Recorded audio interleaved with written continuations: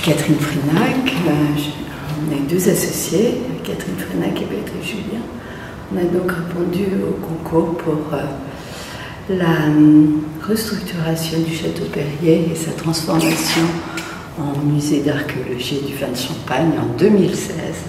Voilà, donc on a formé une équipe assez pléthorique, où on a été associé à Monsieur Dubois, qui était architecte en chef des monuments historiques, donc qui s'occupait du clos et couvert, donc de toute l'enveloppe du château, et des décors classés. Et nous avons travaillé donc sur le parc, sur les pavillons, sur le parcours, bien sûr, parce que, comme vous le verrez, le parcours est un élément fondamental du projet. Et donc, voilà, et on s'est associé à un certain nombre de spécialités techniques, mais aussi beaucoup de spécialités liées à la lumière, les maquettes, le graphisme, le multimédia. Et donc, voilà, on est demeuré chef d'orchestre du projet. C'est vrai que ce Château Perrier, cette avenue de Champagne nous a intrigués, et surtout cette mutation d'une demeure, sa transformation en un lieu public, en un musée. Sachant qu'il a déjà été musée-bibliothèque, qu'il a été aussi une demeure à ses débuts, mais que très vite il a été plus ou moins laissé par ses propriétaires pour être utilisé à d'autres fins. Et donc, ces questions de mutation nous passionnent. Voilà. C'est une situation qui est quand même très complexe, parce que une fois qu'on a dit Château Perrier, on n'a pas dit du tout ce que ça renferme.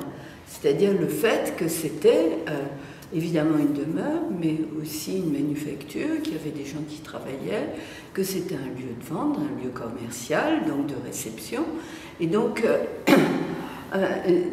d'abord une vocation multiple, en plus un lieu, très clairement, un lieu multiple, avec deux pavillons, un château qui paraît petit, assez institutionnel, mais qui n'est pas tant que ça, et puis surtout des dessous, donc le caveau, les caves profondes, enfin tout ce qui se passe sous la ville d'Épernay, et qui nous était, pour des Parisiennes, totalement inconnu. C'est-à-dire qu'à Paris, il y a le métro, les égouts, etc. On a bien compris qu'il y avait une ville sous la ville, mais à Épernay, quand on est arrivé, on n'avait pas du tout compris qu'il y avait une ville sous la ville. Et donc, bon, la première question, c'est de faire comprendre ça. La deuxième question, c'était d'arriver à fédérer un parcours de visite qui permette de faire un enchaînement des thèmes. Je dirais la troisième problématique, elle était muséographique et esthétique, c'est-à-dire revisiter d'un point de vue image ce lieu très éclectique, et d'autre part, arriver avec l'ensemble de la collection, qui n'est pas une collection mais 4 collections, à faire comprendre aux visiteurs, à clarifier le propos et le récit des collections au travers d'un parcours qui est à chaque fois singulier et adapté à chacune des 4 collections.